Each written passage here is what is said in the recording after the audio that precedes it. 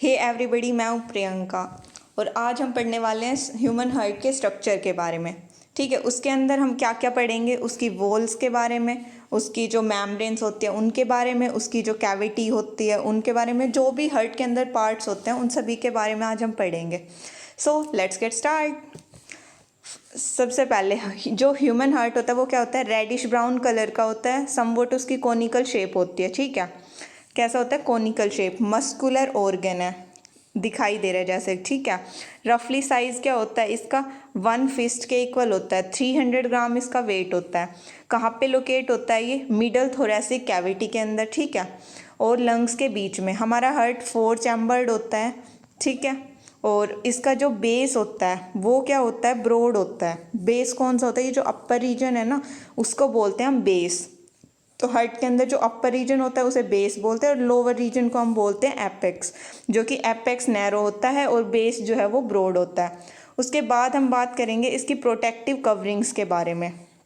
ठीक है, तो प्रोटेक्टिव कवरिंग्स के बारे में बात करते हैं तो हार्ट एनक्लोज्ड होता है टफ 2 लेयर्ड सैक के अंदर।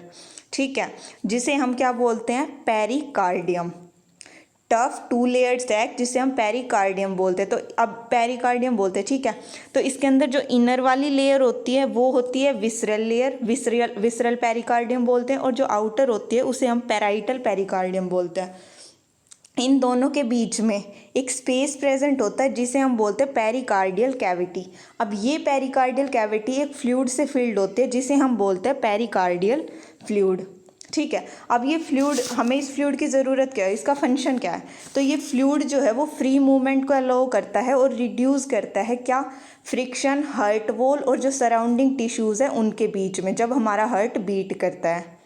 ठीक है, और ये फ्लूइड क्या करेगा, ये प्रोटेक्ट करता है हार्ट को किसी भी मैकेनिकल इंजरी से और चेक करता है ओवर स्ट्रेचिंग या ओवर फिलिंग विद ब्लड। अब हार्ट की लेयर्स, हार्ट वॉल की लेयर्स के बारे में बात करते हैं तो 3 लेयर ऑफ टिश्यूज़ जो है वो हार्ट वॉल फॉर्म करते हैं। आउटर को हम एपिकार्डियम बोलते हैं, मिडल को मायोकार्डियम, इनर को एंडोकार्डियम।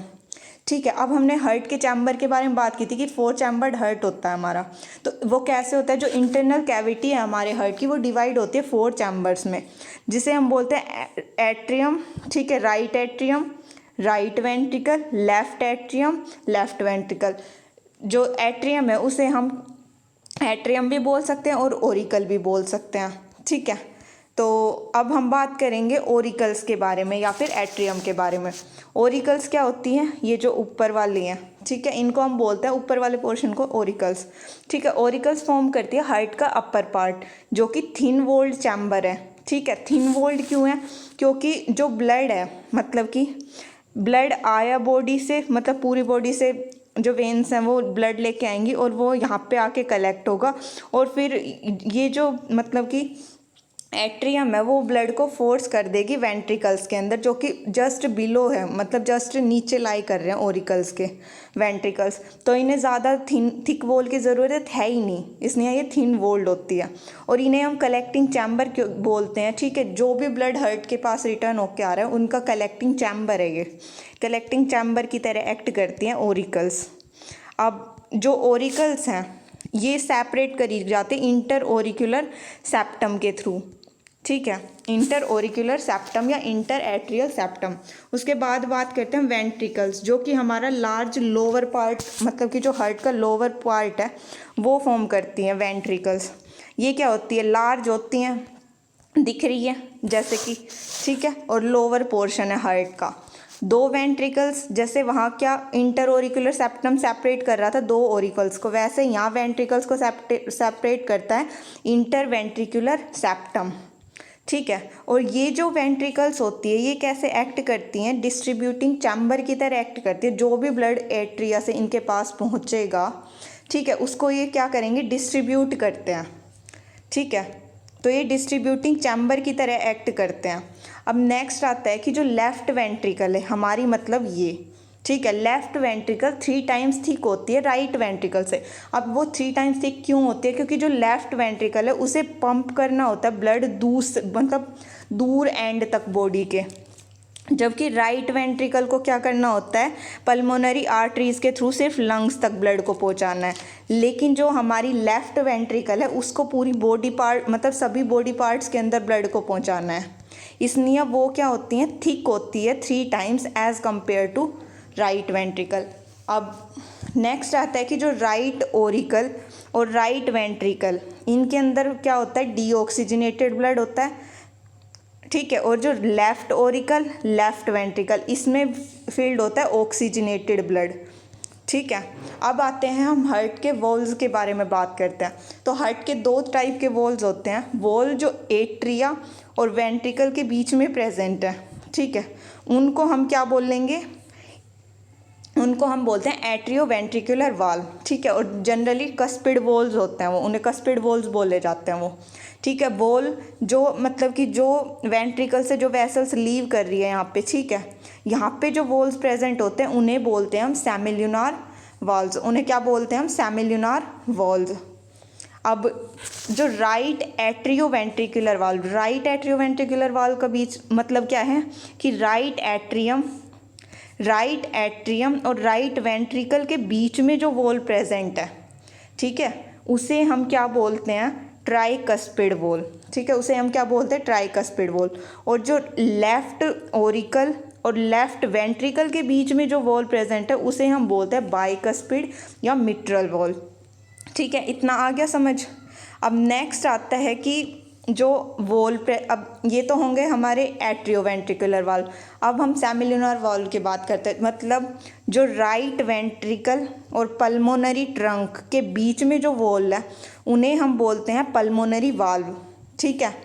उसके बाद नेक्स्ट आता है कि जो लेफ्ट वेंट्रिकल और सिस्टमिक आयोटा के बीच में जो वॉल है उसे बोलते हैं हम आयोटिक सेमिल्यूनर वॉल्व, ठीक है, आयोटिक सेमिल्यूनर वाल्व। अब इन वॉल्व्स की मतलब कि हमें ज़रूरत क्यों है, इनकी फंक्शन ये फंक्शन कैसे करते हैं, तो उसके बारे में, वर्किंग के बारे में पढ़ते हैं हम। तो जो वेंट्रिकल्स हैं वो कॉन्ट्रैक्ट करेंगी जब, ठीक है, तो ब्लड क्या करेगा, ऊपर की तरफ फ्लो करना स्टार्ट कर देगा। और जब ब्लड ऊपर की तरफ फ्लो करेगा तो उसमें ये पॉसिबल है कि बैक फ्लो हो जाए एट्रिया के अंदर। उसको प्रिवेंट करने के लिए हमारे जो एट्रियो वेंट्रिकुलर वॉल है, जो ट्राइकस्पिड और बाइकस्पिड बोलते हैं, वो क्लोज हो जाएंगे, ठीक है। तो इसलिए हमें क्या हो रहा है, हमें वॉल्स की ज़रूरत पड़ रही है। अब नेक्स्ट आता है कि अब आएगा कि जो जब वेंट्रिकल्स रिलैक्स करेंगी, ठीक है, वेंट्रिकल्स हमारी रिलैक्स कर रही हैं तो वॉल्यूम इंक्रीज हो गई हार्ट की, तो यहाँ से जो पल्मोनरी आर्टरी और सिस्टमिक आयोटा है यहाँ से बैक फ्लो के चांसेस क्या हैं, बहुत ज़्यादा हैं। तो इसको प्रिवेंट करने के लिए क्या होगे, जो हमारे सेमिल्यूनर वॉल्स हैं वो क्या हो जाएंगे, क्लोज हो जाएंगे। तो जब हमारे वेंट्रिकल्स कॉन्ट्रैक्ट करते हैं तो हमारे एट्रियोवेंट्रिकुलर वॉल्व क्लोज होते हैं, और जब हमारी वेंट्रिकल्स रिलैक्स करते हैं तो हमारे सेमिल्यूनर वॉल्व क्लोज होते हैं। नेक्स्ट आता है अब हमारे पास वेना केवा के बारे में, ठीक है, सुपीरियर वेना केवा और ये होता है इन्फीरियर वेना केवा।